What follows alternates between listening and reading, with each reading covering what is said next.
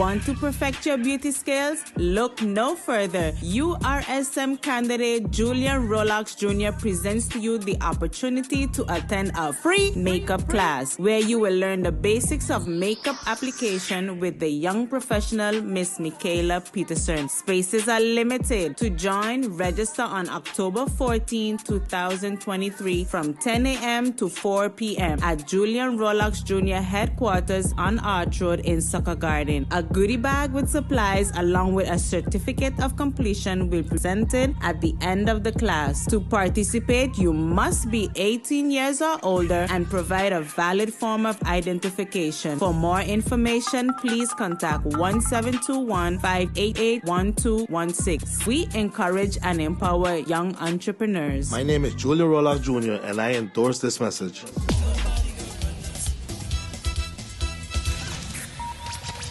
At SXM, we're taking travel and tourism to new heights.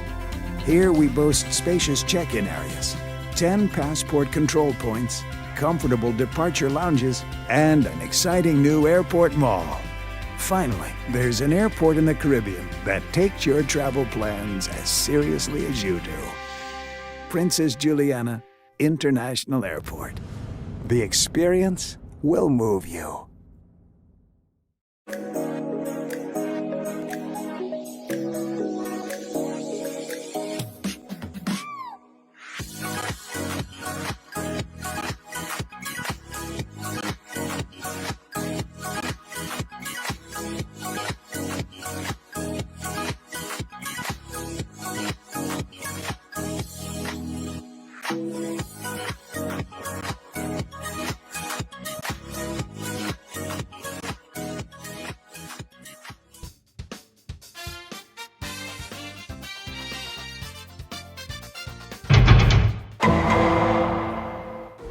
Welcome to what we call Dick's Court. Court is in session. Of course, it's all about... Oh, hello, sorry, I didn't say hello to you. Hope that you're okay. And hello to you. Hope that you're okay. Now, of course, it's all about what's happening in our criminal justice system. And it's important for us to inform you as to what exactly is happening. Let's begin with a search, police doing a narcotics and traffic controls. 3 people were arrested and 70 fines were issued. 70. They got quota. You see why I tell you pay our police officers? Because they're just going wild with these fines. In the 3rd week of September, the Special Operations Team of St. Martin Police Force, KPSM, made 3 arrests and confiscated 114 grams of illicit drugs, as well as illegal firearms. The team executed several operations aimed at enhancing public safety and maintaining law and order in the community of St. Martin. Police officers conducted thorough inspections at several areas suspected of illegal narcotics trade, including Backstreet, Hope Estate, Middle Region, Maho, KB, Melford Hazel Sports Park, and Swaliga Road. If you didn't know where all the drug spots were, you know now.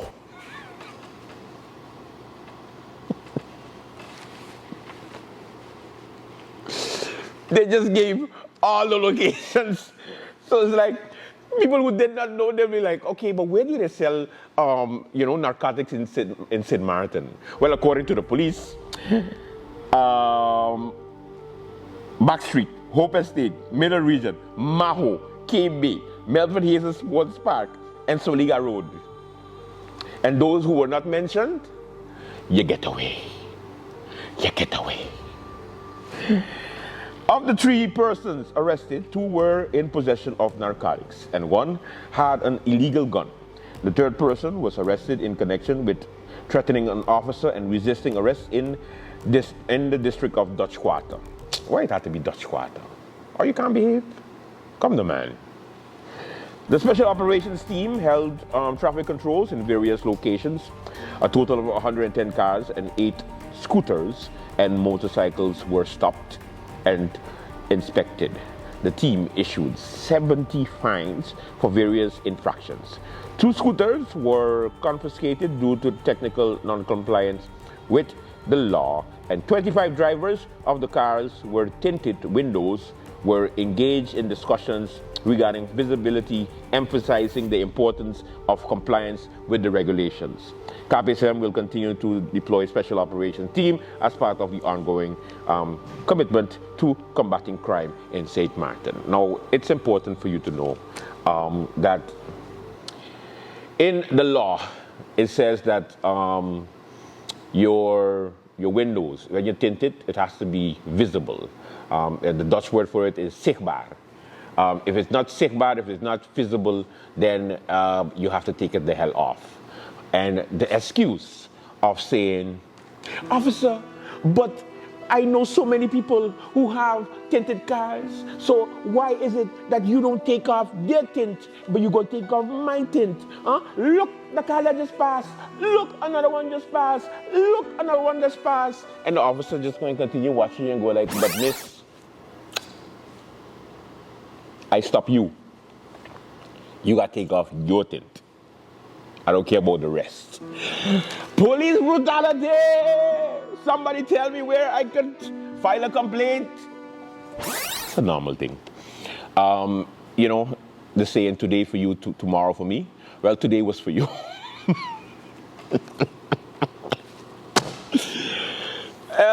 Anyway, now, of course, you know, it's important that the legalizing of, you know, some of the narcotics, meaning marijuana, continues to be a discussion point. And this government would have actually gotten some serious points if they had pulled it off, because there are still arrests being made for this industry that exists on the ground in St. Martin. It exists. I know you don't want to hear it, but people do buy, you know, marijuana. Where they find it, I don't know. Snitches get stitches. Oh, but you can find them at, let me get them locations again. Back Street, Hope Estate, Miller Region, Maho, K-Bay, and the Melbourne Hazel Sports Park on Swaliga Road.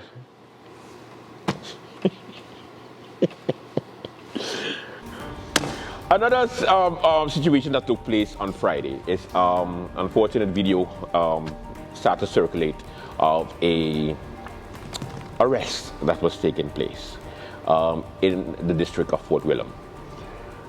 So we're going to play it for you. Pete, roll it so that people can see it. Admitting file 011001 into evidence. Playing back for the court. So as you can see, you know, that's happening, and you're hearing the person in the background screaming at the police officers. Now, okay, stop, Pete, stop. Let me tell you something, and listen very carefully. This is not the United States of America. I notice that we've taken the culture of the United States, whereby you think we can do a world star, you think we could just take a camera and put it in people's faces, and they can't react to it because it's their constitutional right. Wrong constitutional boo. Wrong constitution. We're not the land of liberty. This is not the United States of America. This is a constituent of the Netherlands. Therefore, we go under a whole complete different law. Now, I spoke to the police spokesman, and he made sure, let me know, that there are rules against disturbing the officers from doing their job. It's called obstruction. And also the whole foul language to the police officers also could be set as obstruction, because then it could look as a threat to the police officers. There are many laws that they can use against you. So I really want to talk to the people out there that think that they have a right to tape the police officers in their face and they're on public road, so therefore they can't touch them. That's a myth. Listen, don't fall for it. That's a myth. That's the United States. In St. Martin, yes, there are certain laws that prohibit the police officers from, tackling you to the ground. However, they can justify it with many little small things. And at the moment, you think that, you know, you could put it, you could record them and you could cuss them off and say, yeah, this is where I live, don't pass here. No, they can take your phone, arrest you, and bring your ass to the police station, forget you in the cold room for 2 days, and then let you go after. And nobody protesting and coming to the police station for your ass. So let me calm down whenever we see the police officers, and you know, if you're not a member of the media, you don't have the right to go in their face and tape them like that. It's a misconception. In the United States, yes, they have, and other countries that have those type of laws. But in St. Martin, it's a bit different. Okay, and sometimes even members of the media, if the police tell you that you have to back up and have a certain proximity from the crime scene, wherever something's happening, and you cross that, they could tackle us. Ask Gromiko, he know about that. So once again, whenever a situation like this happens and our police officers, you know, and of course, if they're doing the wrong things, you can go, you could be far, and you could tape, but you can't go in their face and use obscene language and expect them not to react. You're gonna get tackled.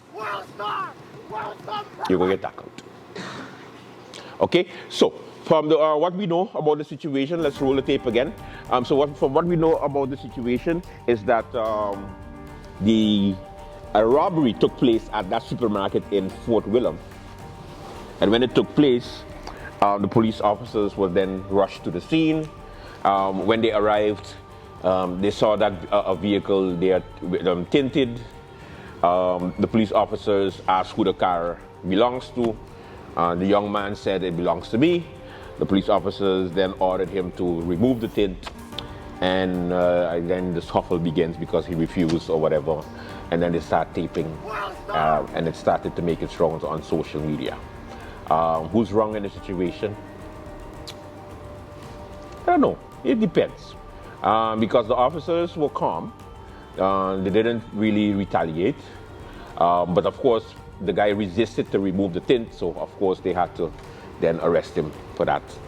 I think they're gonna let him go by now. Good? Understand? So no video in people's faces like this is the United States. No, you're gonna get your ass locked up. Let's continue. There's another story here that I wanted to hit, which is two armed robbers on scooter target Well Road in Cold Bay. Detectives of St. Martin Police Force, KPSM, are investigating two armed robberies that took place in Cold Bay around 7:40 p.m. on Monday last week. A pedestrian and a supermarket were robbed. The first victim was a man who lives in close proximity to the junction of Well Road and Wellington Road in Cold Bay, marine and shipping area. On the arrival of the residents, the man was robbed at gunpoint with two masked suspects dressed in black.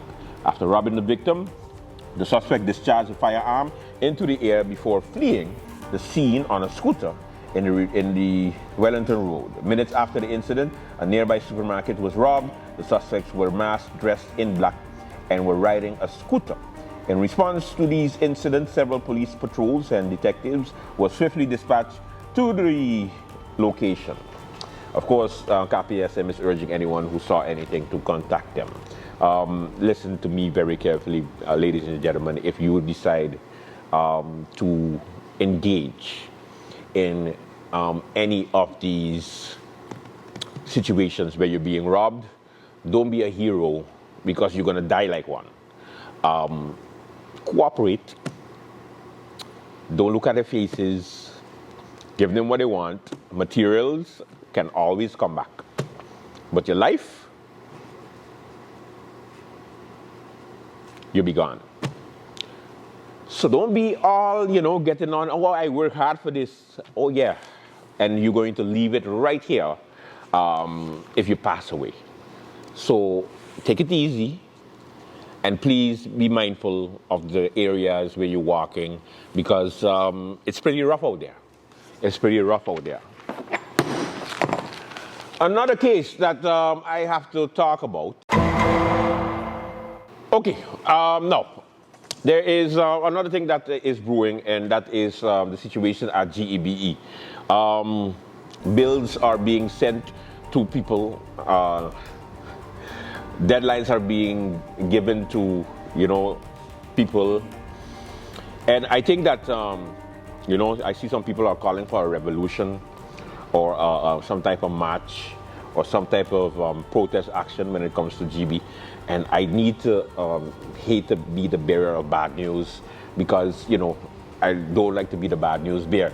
But please, if you know you didn't pay your bill since last year, and you didn't pay it because you didn't get a bill, and you decided to do other things with the money, even though people told you, pay what you're used to paying. And then afterwards, GB then finally decides to disconnect you. And then you go to GB, and then they tell you an exorbitant amount of money is owed because you never made one payment. And then your excuse is, yeah, but I never get a bill. But then they remind you that they told you to make sure put something aside that you're used to paying on a monthly basis and put it on the bank or bring it to GB itself. And then, of course, you're going to say, yeah, but I was busy. I was doing things. Things come, life. How do you expect me to pay this exorbitant amount of money in 3 installments? And GB says, well, I don't care because at the end of the day, nothing is free and you use water and electricity. Can you blame GB, honestly? Yes, the billing system is trash. Yes, the managing of the company could be better. Yes, the government have failed when it comes to saving us from these monsters who want exorbitant amount of money at the same time and don't give you no type of reasonable plan whereby you can afford to pay for it right away. However, there's a lot of people that spoil it. There's a lot of people that spoiled it where they didn't pay anything at all.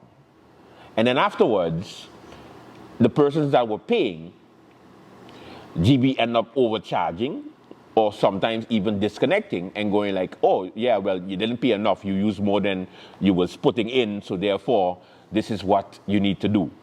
And then the excuse that happens after is that GB then doesn't care whether you get on or not, but you're disconnected and you have to be there with your generator or a candle because as much as you make your mouth big, GB is still the only one that can give you electricity and water. There's no competition. So what's the lesson? The lesson is, put on your big boy pants, get some people together that have the same problem, and carry GB ass to court. I think that's the only way we would be able to force the company to either calculate this thing properly or forgive most of the bills that they overestimated and start back from scratch. Yeah, it's gonna put a dent in your profit.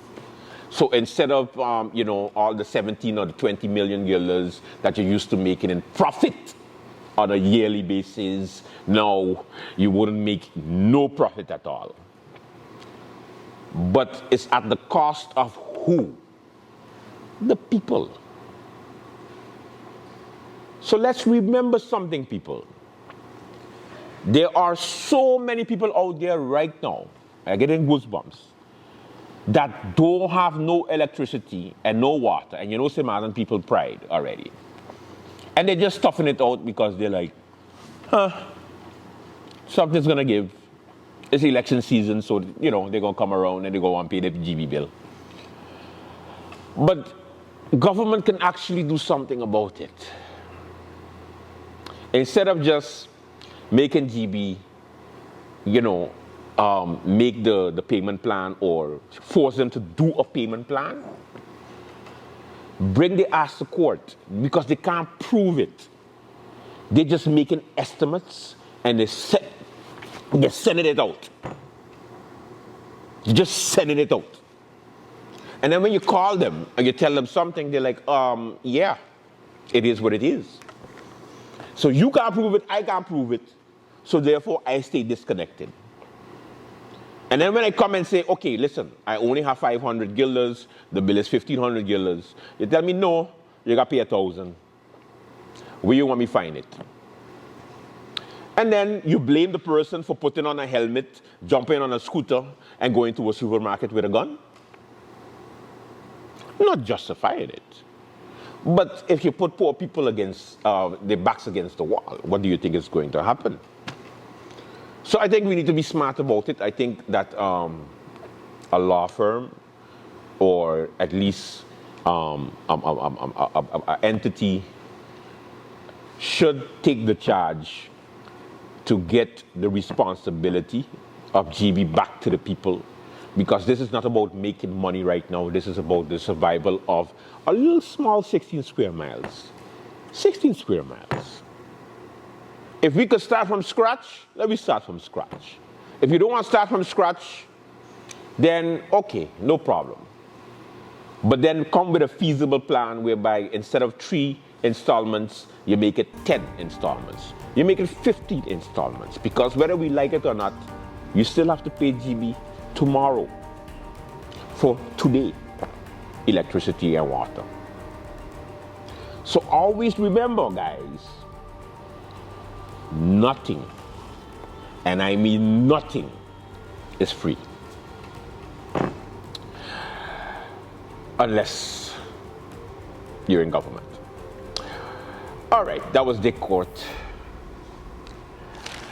Thank you so much. Until next week. Have a good one.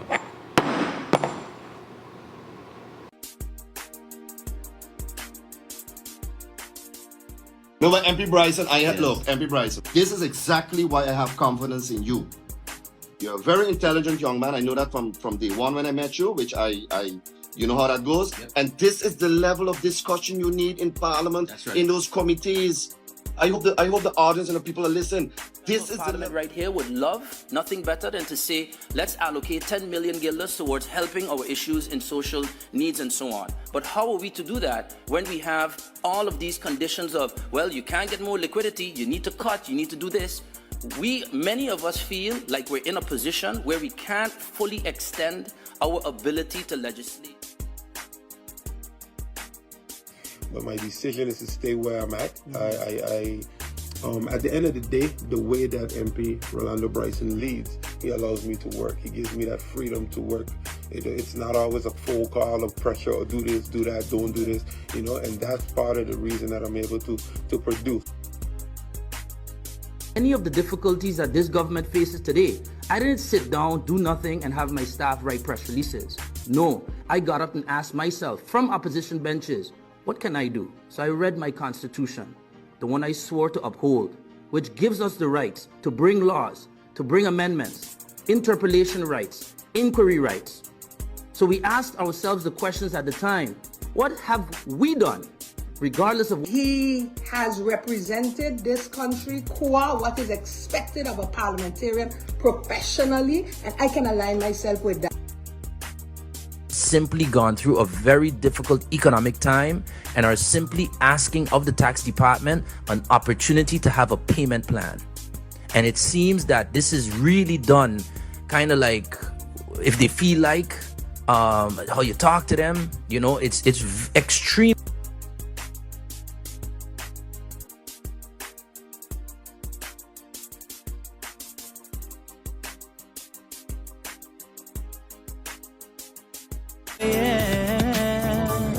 St. Martin, we probably go far, and we know, search for a sign of a change, a chino. You know it got days when you feel like a zero. I woke up this morning, but feel like Mark Mingo. Tomorrow be a better day.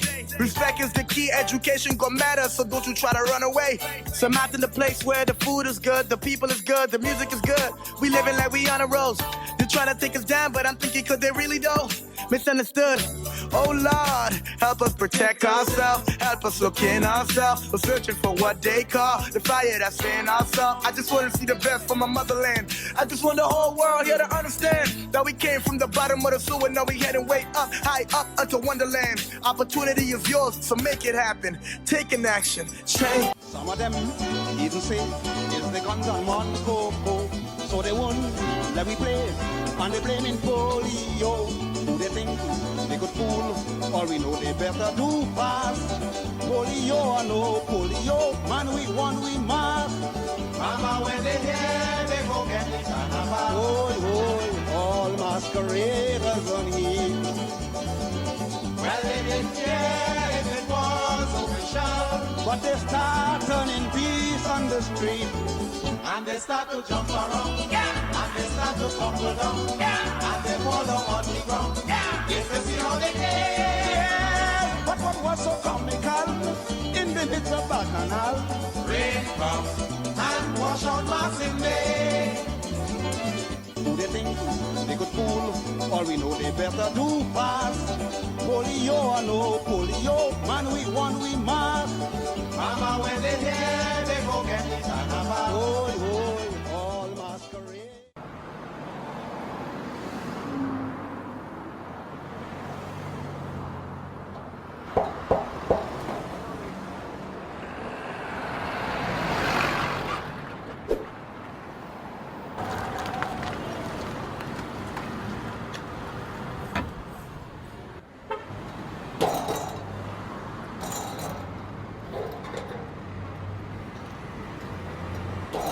Qu'est-ce que tu fais là? Qu'est-ce que tu fais là? But sorry, no sir. They got this game tonight and I can't miss it. Me and my boy, we gotta watch the game, you know. So I bringing this in. You check? Alright, let me watch your leg. Watch your leg. Sir, sorry. Why so difficult? Look, I'm watching TV here on my phone with the Tel TV Plus app. You really gotta upgrade.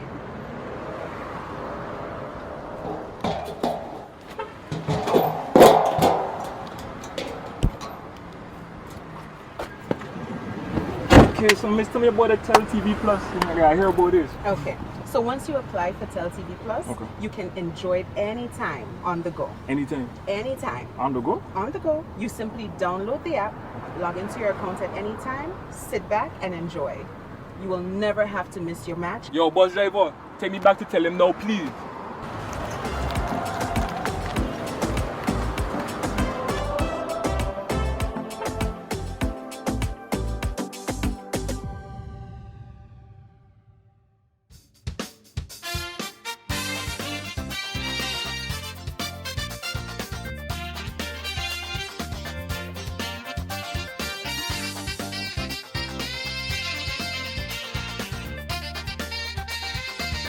We are starting off this month with Mr. Michael Ferrier of the Napa Auto Trucks and Marine Parts Store right here on the island of St. Martin. Now, Uncle Mikey took to the airways to release his latest ad for his company, and man, oh man, was it one of his best ones yet. Uncle Mikey said apparently that there is a on the loose, and he said that this suffers from hoof and mouth disease, and he said that the only way that you can cure said of this disease is by washing out this his mouth with his voodoo soap that is sold exclusively at his Napa stores. So if you have a that suffers from mouth and hoof disease, head on over to Napa. They have an array of products in the voodoo line depending on what your suffers from, and you can take care of it 1, 2, 3 easy peasy lemon squeezy. All right, they have already been sold out at his stores, so you have to wait till they re-up and restock for you to get yourself a bottle. All right, but shout out to Uncle Mikey one time. The voodoo is the voodoo in your ass. You shouldn't leave, but you know the rest. Anyways, so that was it when it comes to voodoo. But speaking about voodoo, it looks like the roads are filled with voodoo, or somebody cast some kind of a spell on St. Martin, because September was the new Lent this year, because there was so many accidents on the island. My goodness, people, after every video I say please be safe on the road, and I really mean it. You guys be safe, please. There was one instance this month where a young man slammed head on with a van on the Sucker Garden Road, and it was so unfortunate. Guys, please be safe on the road. And speaking about said young man, apparently the police force of St. Martin posted on their social media that they found a firearm in his possession at the accident. People, please be safe on the road. You never know what could happen. Please be safe on the road. I cannot stress this enough. People, please, please, please, please, I am begging you, take it easy on the roads. We tired of saying RIP for stupidness like this. I hope the young man pulls through for his own health. All right, but moving right along, speaking about the police force of St. Martin, it looks like the police force has started their own track team because whoa! I did not know that we still had such fast police officers, because apparently there was a video that circulated on social media where a gentleman was trying to escape apparently from a traffic control, and let's just say he didn't get too far. He was like some meat in a lion's den, and the lion hadn't eaten in days. Oh my goodness. Shout out to the police force of St. Martin. They apprehended this guy quicker than you could say. Police force, or quicker than you could even think. Shout outs to them. And I guess you guys know now, you can't run on the police. You can't run on the police. So yeah, it is what it is. But moving it right along. Speaking about the police, somebody that may need police protection or police custody, or might need a good lawyer to fight off the police and the prosecutors, is Mr. Olivier Shakur himself. Mr. Call names, because he's from Cold Bay.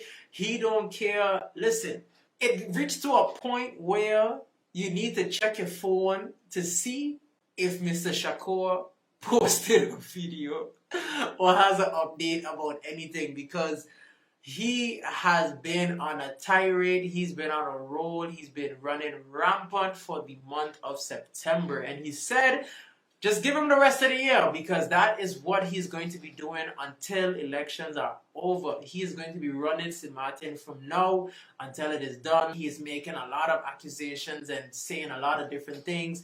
Whether they're true or not, I don't know. Mr. Olivier, all I can tell you is just be careful, because I know you know this already. I know you don't care, but I just tell you, be careful. That's all. You know, continue doing what you're doing. Just be careful. All right. So, Mr. Olivier Shakur, if you haven't seen his videos, just check your WhatsApp groups. It's impossible that you live in here, you haven't heard of him. Really and truly. I've been speaking about him since the last month. Mr. Arundel, Mr. Shakur. I guess keep doing the good works. All depends on who you ask. Some people might find it harassing. Some people find it entertainment. I don't know. Just do you, bro. It's all good. All right? But anyways, moving it right along. Speaking about doing you, and I don't envy you. Apparently, there is a young man in the streets that has become quite famous and quite popular for, I don't want to say the wrong reasons, but because it depends who you ask. But some people applaud him. Some people might say, you know, your business talk on the street. But the main question is, we all want to know, who is Malik? Because apparently there was an incident, there was a situation that took place a couple of nights ago. And I don't know what transpired from what happened to who is who and why the girl banged on the car because she had a cast on her hand and then she took off a shot when, I don't know. But the main question the people of St. Martin have is, who is Malik? Because Malik, we all want to know what it is that she do, what it is she have, why it is she screaming out Malik. We just want to know who is Malik, and oof. Like I said, all depends on who you ask. But Malik, I don't know who you be. Shout outs to you. I guess people admire what you do. Some people might. Shout outs to Malik. We just want to know who Malik is. I know who he is, but you have people them fighting for you, so I guess you're doing something good.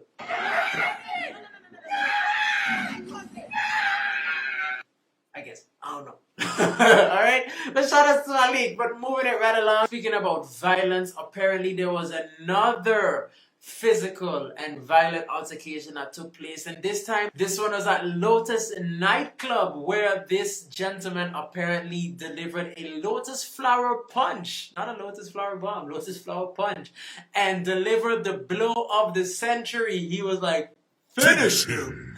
And he cranked back like Donkey Kong in Super Smash Bros. And was like, boo! I was like, whoa! I was like, Jesus Christ. I said, stop. I would not want to be on the receiving end of that. But again, don't know what a gentleman was fighting for. Don't know what it is, but guys, it might feel good in the moment. You know, you could talk to your boys, brag to your boys, or whatever, but violence isn't the way, because now if a retaliation happen and la la la la la, kiko, this, that, and the third, and it trickles on, it's really, really, really not that serious, all right? But unless it's like, you know, if they hit you first, if they trouble you first, they do something for you first, you know, like your parents used to say, if somebody hit you, you hit them back, you know? But yeah, that works sometimes, but sometimes you just gotta leave it alone. You might not want to take it, you know, it depends on the level of disrespect, but hey, you know, to each their own, let's do a little better. But hopefully the situation was resolved and nobody was hurt beyond that video, because to get another box like that, woo, Jesus Christ. So yeah, but ladies and gentlemen, thank you for tuning into this month's moment of the month and all of the shenanigans that happened. Again, like I told you guys, it wasn't a lot that took place, but it was a lot of the little bit that took place, if you understand what I mean. All right, so each and every month we have the moment of the month voting poll on our Facebook page at Rama HD. So thank you guys for voting once again for the moment of the month. And the winner of this month's moment of the month is Mr. Olivier Shakur himself. Nah, yay. And if you want to get your own I Can Tell Olivier on your shirt, you can check out David Richardson or check out the description in this video and place your order for your shirt. Shirts are only $15. Get your shirts while it's hot, because this one here hot self, alright? I'm going to be wearing this shirt for the rest of the year because Olivier can have a lot to tell. Shout out to Mr. Shakur. One time for a one time. And ladies and gentlemen, thank you once again for coming to an end of another episode of the moment of the month. This month of September, like I said, not much happened. Not a lot happened, but a lot of the not much and a lot of the little bit is what happened, if you get what I mean. All right. Welcome to the Late Night Show. Hope everything is okay. Hope everything is all right. I'm your host, Andrew Dick. All right, kiddies, what is happening on the lovely island of St. Martin? The Democratic Party held their fiesta on Sunday gone. And of course, everybody was waiting to see who going to show up, who's not going to show up. And it was an affair that was unforgettable.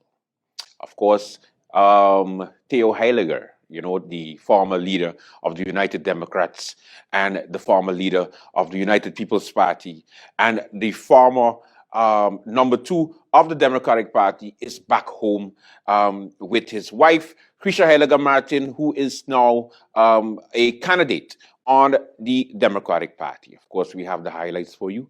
And it was interesting. It was an interesting meeting. So, of course, Late Night was present. And let's go into the highlights. I'm not going to make you wait. Let's go into it right away.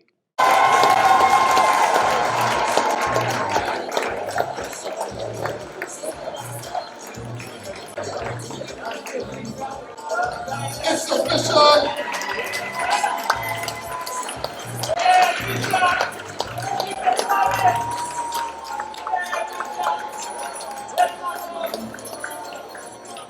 Well, okay then.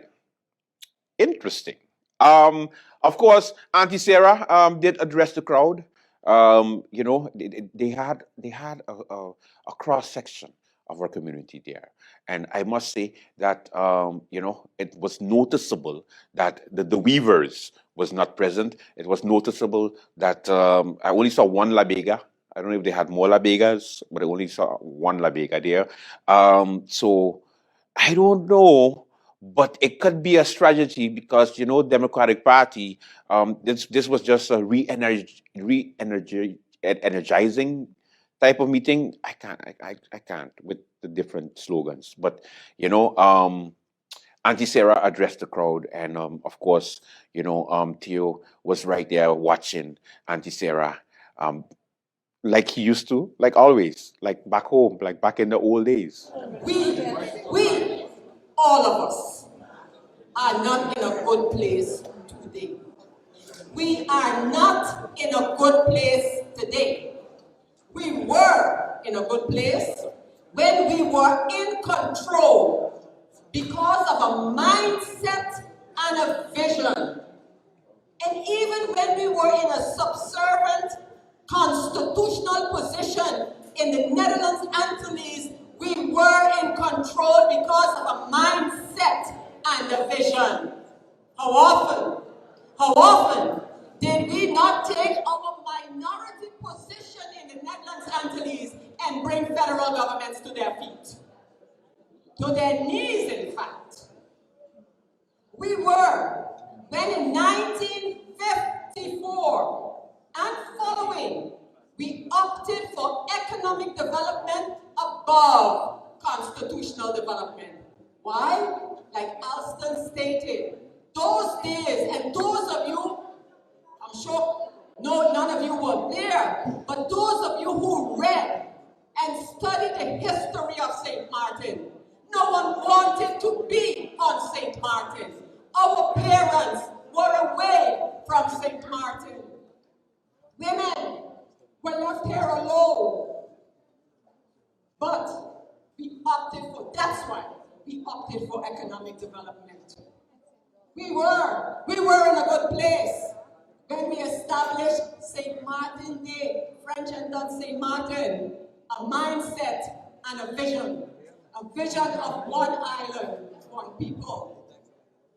We were when in 1989 we established a university long before the USM was even close to the level of a university, but it was our university. Our people needed to learn. Our people needed to take positions in the tourism industry. So we are proud of our University of St. Martin and where it has come from and where it is today. High tide, low tide. Just like the Democratic Party, the University of St. Martin survived and is growing. We were in a much better place when we were leaders in this region, when persons looked at St. Martin as a place they wanted to be at all costs. How many of you in 2017, in the midst of a disaster, I'll tell you, I did, and ended up looking for somewhere to get something to eat. And strangers who were on St. Martin opted to be on St. Martin, meeting them in restaurants with candles lit, but they didn't go anywhere because of St. Martin. We were in a much better place when we were able to draw a line and stand our ground, have a position, have a vision. Not everybody is going to agree with you or you with everyone, but take a position, draw the line. We are not in a good place. How did we get in this not good place we are in today? How did we move from where we were to where we are? St. Martin used to be ahead of the pack. And I want those of you who are in here today to raise your hand if St. Martin has given you the kind of opportunity that you have gotten.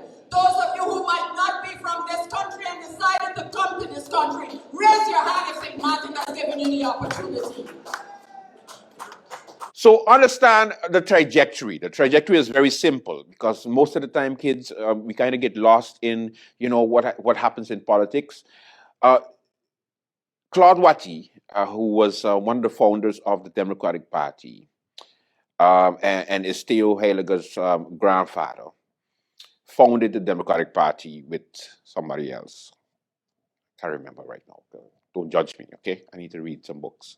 Anyway, then 70 years. It's been 70 years that the party has existed. Of course, Auntie Sarah has been there for 70. No, she hasn't been there yet for 70 years, but she's been there for a while. I think for years. Anyway, so Auntie Sarah has been run under, as the leader, and then Theo Heiliger was destined to take over the party from Auntie Sarah back in 2009. But then, of course, he left the Democratic Party and formed a government with the National Alliance at the time. He was an independent member. And then he started the UP Party. So along with some other DP members, Frankie Myers, and we know the story, the UP was born. After that's in 2010. Stay with me, okay? So they ran the elections. They received a lot of seats. Then afterwards, he formed with Sarah, which is the Democratic Party, to make the United Democrats. And after he made the United Democrats, he then left the United Democrats and went back to the UP and appointed Rolando Bryson, aka Napoleon, aka the tallest member of parliament, aka the devil that makes the deals, as the leader of the United People's Party. Rolando Bryson then kicks out his wife, Theo Heiliger's wife, who was supposed to take over the party from Rolando Bryson after 2 terms, and goes back to the Democratic Party. And now we have the UP run by Rolando Bryson, and we have the DP run by by Sarah Westcott Williams, or Krisha Heiliger Martin, or Theo, or all three, or everybody facing their guns at the United People's Party, because according to Krisha Heiliger Martin, it's not a party, it's a group. Interesting. Quite interesting. It's going to be a couple interesting coming months, of course, with the road to the 2023/2024 elections for the Parliament of St. Martin. So again, UP, UD, UP, DP. Or I should say DP, UP, UD, and then UP, and then DP. Jesus, I can't keep up. You see what I did there? I can't keep up. Anyway, what else? Today I had an interview with, the former Minister of TIAT and now the Minister of Teachers' Rights, the Women Island Teachers Union, Stuart Johnson. It was a very interesting meeting. I should say a very interesting interview. We discussed the current situation with teachers on St. Martin. So we're going to go to that. And of course, it wasn't a political interview. Let me give you a disclaimer before, because, when people heard that Mr. Johnson was coming, it was like, oh, he running. Take it easy. This is about the teachers and their rights. Okay? So let's go into the interview. Okay, we are here with the president of the Wilmot Island Teachers Union, Mrs. Stuart Johnson. How are we doing, sir? Welcome to the late night. Thank you. And it's welcome back, actually, Andrew. I've been here before, so it's welcome back. It's welcome back. Good evening, St. Martin. Let's talk a little bit teachers. There is a brewing situation. The summer payment to several public teachers is just one of the many brewing issues. Give us a synopsis. Well, Andrew, there's several issues in education. If we look at education in itself, I have to first start off by saying, what is the vision in education? We need to define a vision in education. Where do we want to take education, our students, our educators, the stakeholders involved in education going forward? Is there a roadmap? Is there a plan We've seen many things roll out in ad hocness and here and there certain initiatives. Yes, I applaud every initiative that is positive for St. Martin's education system, but we have to have a vision. A vision guides the direction forward. One of those points you've mentioned is the summer program that was implemented. It was a summer program that the public schools of St. Martin had, and the Hillside School also embarked on this past summer. As you know, before the union was consulted on what the program would look like, I gave my recommendations, I gave my outline of questions, and of course the department responsible applauded those questions, constructive, and the meeting went well. I would have hoped that we would have had a response and a further follow-up in regards to those questions. Some of those questions are the same issue we have today. What would the payment look like for public school teachers? I was very adamant in that initial discussion that it should not be included on their regular salary. We all know the taxman is not everybody's best friend. So when you add it on to a civil servant's salary, they pay a high percentage of taxes. And that's very important that persons understand that. So the long and short story of it is they were paid their first payment. An advance was made. The second payment and the balance of that payment is due to them, which would then be calculated in terms of the deductions of the taxes, pension premiums, whatever other calculations have to come out. My issue is, and still remains, what was communicated to them throughout the process. One instance was mentioned to them that they're not supposed to have a second job. Yes, as a minister and a competent authority, you can issue a decree that allows a civil servant the opportunity to have a second job once permission is granted. And I think persons in the government apparatus must learn their role and responsibility. What is possible for the office that they have? And so that was one of the misconceptions that I clarified to the different stakeholders and those teachers involved in the process. I know, to be very honest and candid in this interview, when they came to me, they all knew that it was things I told them from before. Yeah. So they kind of came, like a student that did something wrong and was scared to come because of the reprimand. Of course, I won't be like, well, I told you so. But fact is, those things could have been avoided. Yeah. And it comes with social dialogue between the union and the ministry in particular. Just this past Friday, we had a meeting which was publicized that it was an ultimatum given to meet with the board of the union, all members unanimously in our last general membership meeting to a packed Y2 office, gave me the mandate to call a meeting with the minister within 1 week. And if not, I would likely have to call meetings in the morning hours. And so it's very important that we had met with the minister. A number of issues, as mentioned, was made, were outlined, one of them being the summer school program, the other being the adjustment to the vacation schedules. Vacation for this school year will begin for the next school year on the 31st of July. So basically the next school year starts, the available week that teachers have, the 31st of July. I think it's a record-breaking early start to a school year than ever before. So what the union did was we looked at the various vacation schedules up to the 2024-2025 school year that has been signed off by ministers over the past few years. And so the ad hoc committee that was formed looked at all of those and the regulations around it. The primary discussion going in is not the technicalities of what regulation or what regulations could or could not be used, but the fact is the spirit of the conversation. And that's what we capitalized with on Friday. What is the spirit of the conversation? We have to look at the schedule in its totality. One of the key questions I asked in that meeting was, is the carnival vacation schedule also considered? Having had been the former president of the SCDF, I know that that's something that should also be considered. And admittedly so, they said, no, it's not. My concern is, one, I think all stakeholders should come around the table and give the motivations for why they see certain dates should be in the schedule and why it should be planned accordingly. That has not happened up to this moment. So I'm hoping in the proposal that the minister will provide us by the end of this week, within 1 week of the last meeting, that will also be one of the considerations put forward. And if not, of course, in my response, I will put that as one of the key points that the union would like. We must have a sit down with all stakeholders involved as it pertains to the vacation schedule. It can be that, for instance, oh, well, I'll reach out to Y2, let them send me an email. I'll reach out to the school boards, let them send me an email, and maybe we'll consider it or maybe we won't. And then I asked about changing of the vacation schedule.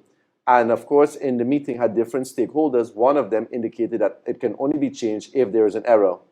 Incorrect. The vacation schedule is signed by ministerial decree.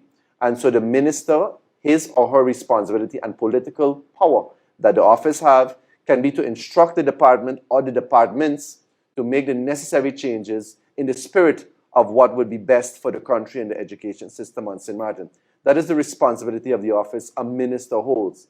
And I hope that consideration will be given for this school year and other school years to come, that the union is a part of that process. Another big issue that was addressed and is requiring further dialogue is the payment of the vacation allowance. Yeah. For every year since I've been in education for the past 15 years, we have seen vacation allowance put on our salary slip on a monthly basis. From August of the past year, so 2022, we have not seen that anymore. So instead of signaling the alarm down in June, I've signaled the alarm already since the ending of last year and the beginning of this year, this month now, that something has to be given in terms of an assurance that we will receive our vacation allowance as expected for this year and going forward. I don't want it to appear like a voucher that because we're in a special year, that we're going to surprise everybody June 15, oh, there's your payment, why you were worried? And then next year there's no payment once everybody's in and there's a settlement in a coalition that is going to govern for the next period. That isn't how it works. We are talking about the livelihood of persons, their financial responsibilities, and so there's a responsibility that comes with that. So the vacation allowance must be back on the table, making it very clear in this program, the vacation allowance, the indexation, the increments that have been frozen because of the coho that everybody now is celebrating. There is no coho. Well, civil servants have suffered. We have gone through the freezing of your salary steps, the traders, your salary scale, and the steps that comes with it, myself included. So it's time for us to get what is rightfully due. And how does that come? And while maybe some of my colleague unions might disagree, it comes by putting everything on the table. What was the frozen period in terms of those calculations, what that will look like? What will the COLA look like? So the Minister of TIAT also has a responsibility in calculating the indexation for the necessary salary increments, as well as the different interministerial agreements that are needed. So for instance, Finance has to make its calculations, TIAT has to make its calculations, the Minister of General Affairs also has her role to play, and the Minister of Education. So I was promised that the letter and the concerns that we have in regards to the vacation allowance and others are going to be discussed in the Council of Ministers. All righty then. Let's continue the late night. Of course, we have a lot in store for you. A little bit more. Yeah, we still have some time to go.